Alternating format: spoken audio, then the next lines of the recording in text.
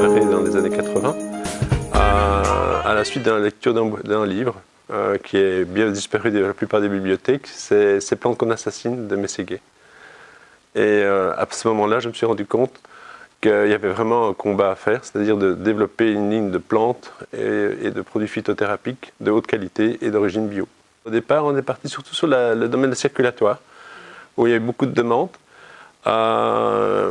beaucoup d'effets secondaires des traitements classiques, donc qu'est-ce que je peux prendre pour en avoir un peu moins?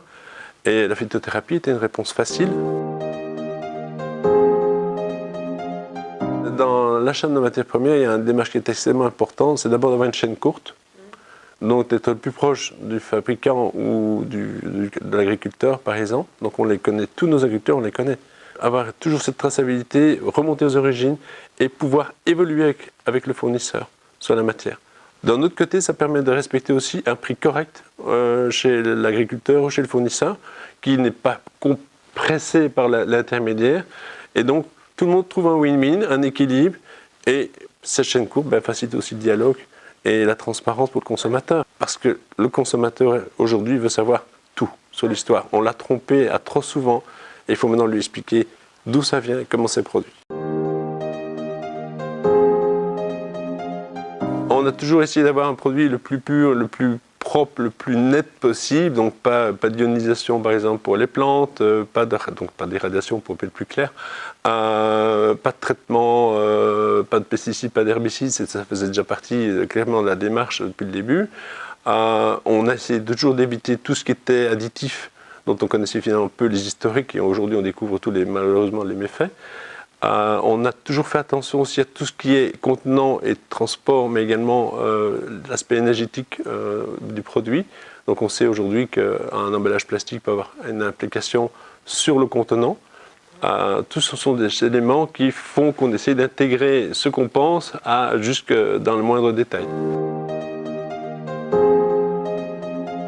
C'est vraiment aujourd'hui la tranche plus de 35 qui est vraiment le flash vers nos produits. On sent aussi une culture qui a beaucoup évolué. Je dirais qu'on est déjà dans la génération après Coca-Cola, nous, et on sent déjà, je veux prendre ma santé en main et je veux faire quelque chose, je ne veux pas tomber dans les symptômes que mes grands-parents ou mes parents ont eus. Et puis on commence à avoir du recul, on commence à voir les effets secondaires de tout ce qu'on a malheureusement dans notre industrie alimentaire a introduit. La grosse problématique, c'est le stress et toutes les conséquences du stress. Donc ça va couvrir le stress à court terme, à moyen terme, à long terme, avec ses dégâts, je vais dire, collatéraux.